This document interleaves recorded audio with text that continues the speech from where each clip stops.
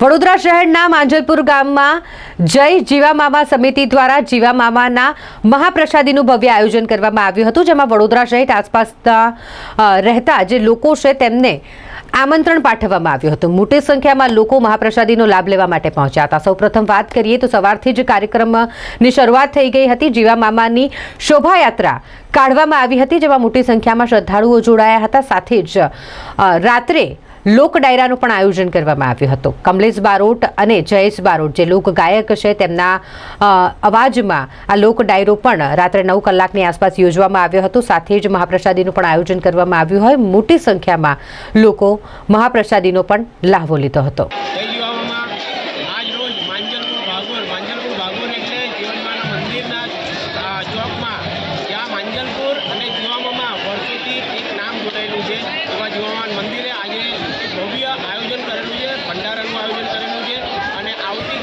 આવતીકાલે જ્યારે પ્રોગ્રામ હતો ત્યારે એક મસ્ત પ્રોગ્રામ સાહિત્યનો પ્રોગ્રામ હતો અને ખાસ કરીને કહીશ કે માંજલપુર વિસ્તાર એટલે માંજલપુર ગામની વાત દરેક સમાજ ભેગા થઈને એક થઈને આ એકલો કાર્યક્રમ નહીં, દરેક કાર્યક્રમ ઉત્સાહથી કરે છે અને બધા ભેગા થઈને કરીએ છીએ।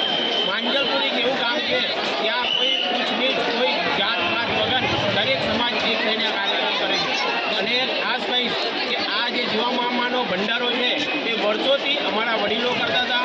વડીલો પછી યુવાનો અને વડીલો બધા ભેગા થઈને ફરીવાર ચાલુ કર્યો છે। એટલે અને અહીંયા હજારોની સંખ્યા આજથી 20-22 હજારની સંખ્યામાં ભક્તો બધું અહીંયા આગળ સેવાનો લાભ લે છે। જય જીવામામા, મારું નામ બાબાશ્રી સોલંકી છું। આ એક માંજલપુર ગામ છે, ત્યાં જીવામામાનું પાંકડા આવેલું છે। આ મંદિર વર્ષો પુરાણું, વર્ષો વર્ષ જૂનું છે અને અહીંયા આવતા તમામ શ્રદ્ધાળુઓની મનોકામના પૂર્ણ કરે છે અને આ અમારું ભંડારનું આયોજન કરેલ છે। આ ભંડારો 3 વર્ષથી કરેલ છે। એમાં 15 થી 30 હજાર માણસોનો રસોડો થાય છે અને ભાવિક ભક્તો અહીંયા સારી રીતે પ્રસાદી લઈને જાય છે અને જીવામામા તેમની મનોકામના પૂર્ણ કરે છે। જય જીવામામા। શું નામ આપનું?